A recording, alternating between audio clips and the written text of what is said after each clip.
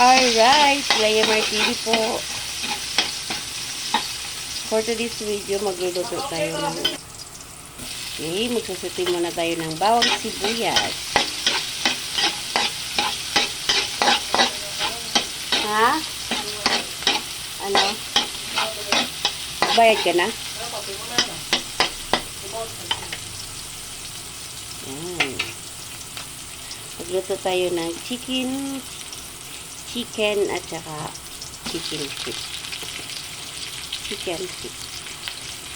Mag-aadobo tayo ng paa ng manok at saka atay, balunan. Playa Martini.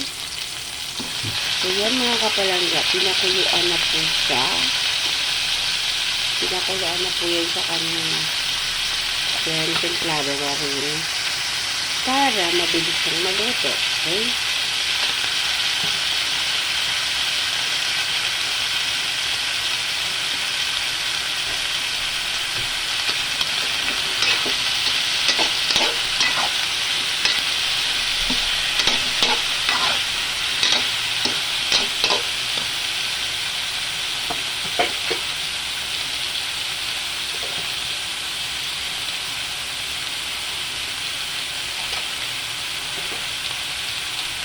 Sa timplado na yan siya mga kapalangga, ano na rin siya, malambot na rin yung paa ng manok. Timplahan na lang siya.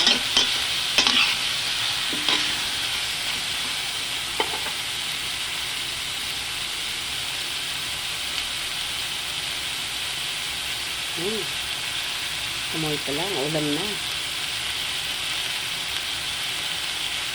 Nag-cleaving lang talaga mga kapalangga sa paa ng manok. Playa Martini po.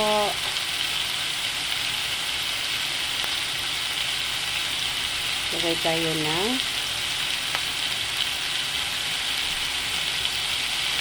pamintang berog, black pepper,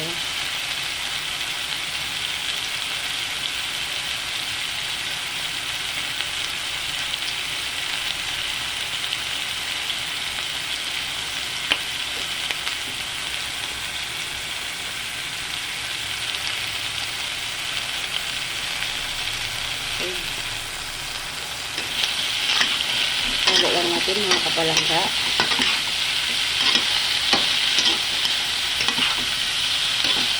So, ayan.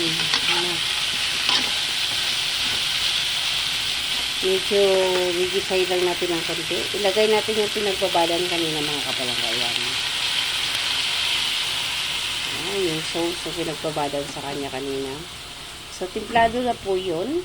Merong kalamansi, suka, toyo, then takpan.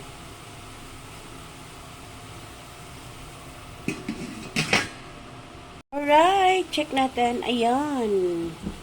So, medyo naglasa na yung kanyang kanyang sabaw.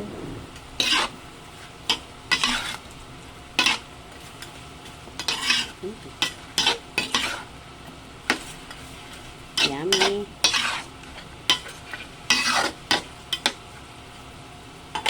So, maglalagay tayo ng oyster sauce.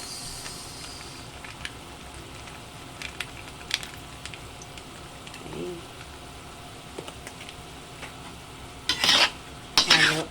Mimix lang natin para mag-ano yung oyster sauce. So, kanina may sugar na rin yun siya mga kapalangga. Brown sugar na binabad.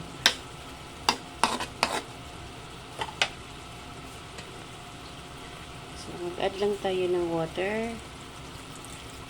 Magdagan lang natin.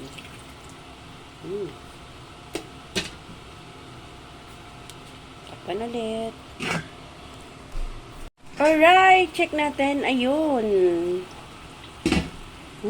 Bango. Pulutan. Pwedeng pang pulutan din yan pala, no? Tagay na, pre. So, ayan. Pwede na yan, mga kapalangga. Maglalagay din tayo ulit ng kalamansi.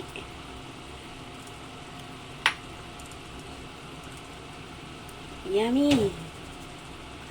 So, pwede na mga kapalangga natin na pwede na natin pwede na siyang pangulam, pwede na siyang pangpulutan. Tagay na po. Kain tayo. So, malambot na yung kanyang, yung balat ng, ng chicken feet, di ba? Malambot na. Pwede na natin i-attack. So, maglalagay tayo ng rino para lumapot siya. Then, yan.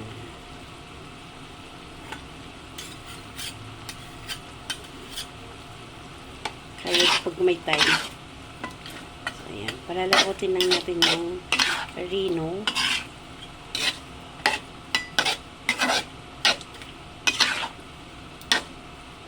Sarap to kung may no.